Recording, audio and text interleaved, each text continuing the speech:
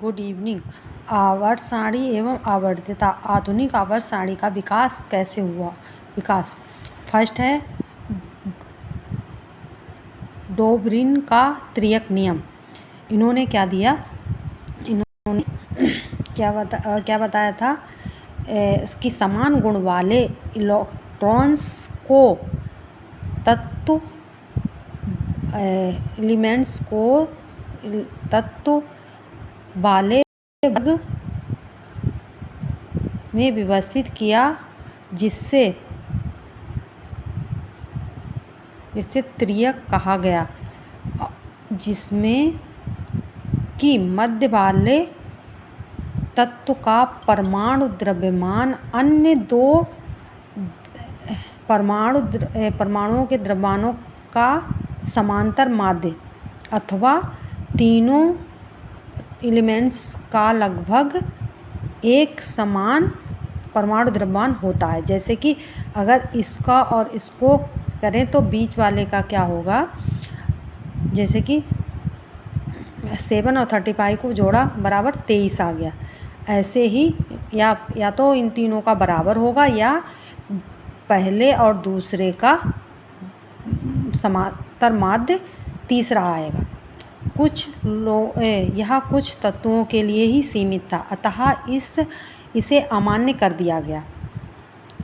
Newland का अष्टक नियम क्या था? इन्होंने सर्वप्रथम तत्वों के रासायनिक गुणों को परमाणु द्रव्यमान से संबंधित किया गया था। इसके अनुसार यदि तत्वों को उनके परमाणु द्रव्यमानों के बढ़ते हुए क्रम में इस प्रकार व्यवस्थित किया जाए कि 8वें तत्व के गुण पहले तत्व के गुण के समान हैं, तो तत्वों की यह व्यवस्था न्यूलैंड का अष्टक नियम कहलाता है। जैसे कि lithium, barium, boron, carbon, nitrogen, oxygen, fluorine. और अब ये फ्लोरीन और लिथियम के गुण एक समान होने चाहिए। यह वर्गीकरण हल्के तत्वों के लिए लागू होता है, लेकिन यह भारी तत्वों के लिए लागू नहीं होता है, अतः यह अमान्य हो गया। लोथर मेयर वर्गीकरण। इन्होंने क्या कहा? इन्होंने तत्वों का परमाणु आयतन इनके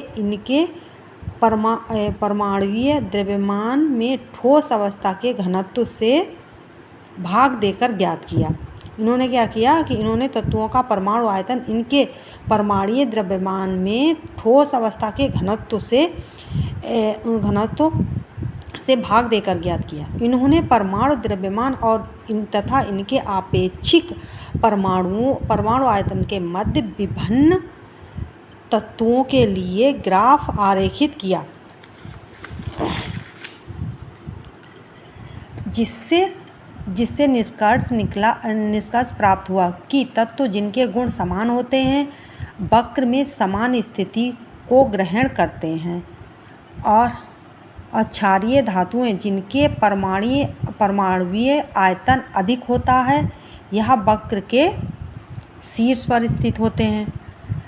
संक्रमण तत्व वक्र के गर्त में स्थित होते हैं। हाइड्रोजन वक्र में आरोही भाग पर उत्कृष्ट गैसों में पहले स्थित होते हैं। क्षारीय मृदा धातुएं वक्र में अवरोही भाग पर मध्य बिंदु पर स्थित। उपयुक्त प्रक्षेपों के आधार पर इन्होंने यह निष्कर्ष निकाला कि तत्वों का परमाणु आयतन उनके परमाणु द्रव्यमानों का आवर्त फलन है। इसे अमान्य कर दिया गया क्योंकि इसकी प्रायोगिक उपयोगिता नहीं है। अब क्या था? मेंडलीव का आवर्त नियम। मेंडलीव का आवर्त नियम इनके अनुसार तत्वों की फिजिकल और केमिकल प्रॉपर्टी क्या थी? इनके परमाणु द्रव्यमान के आवर्त फलन थी। इन्होंने आवर्त सारणी को 9 ऊर्ध्वाधर कॉलमों में बांटा, जिन्हें वर्ग कहा गया, तथा 7 क्षैतिज पंक्तियों में बांटा, जिसे आवर्त कहा गया। गुण इसमें तत्वों और उनके कंपाउंडों का अध्ययन सरल और सुनियोजित की खोजना से इन्हें खोजने में इनसे सहायता की। इसमें दोष क्या था? H2 की स्थिति अनिश्चित थी, इसे फर्स्ट और सेवंथ वर्ग में रखा गया क्योंकि यह दोनों वर्गों से समानता प्रदर्शित करता था। समस्थानिकों को पथिक स्थान नहीं दिया गया। लेथेनाइड और एक्टिनाइड को आवर्त श्रेणी में असामान्य स्थिति दी गई।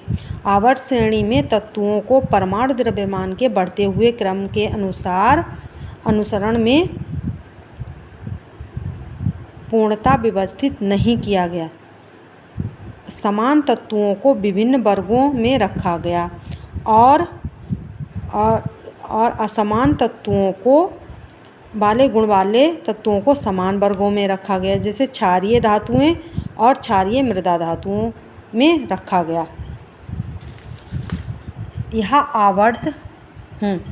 यह आवर्त के कारणों की व्याख्या नहीं कर सका। Thank you. अगर आप लोगों को वीडियो अच्छा लगा हो तो प्लीज़ लाइक और शेयर करिएगा और मेरे चैनल को सब्सक्राइब करिएगा।